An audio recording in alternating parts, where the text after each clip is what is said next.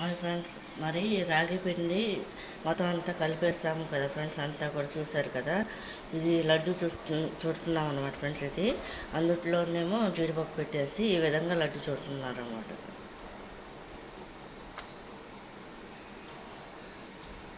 Healthy laddu అనమాట friends. ఇది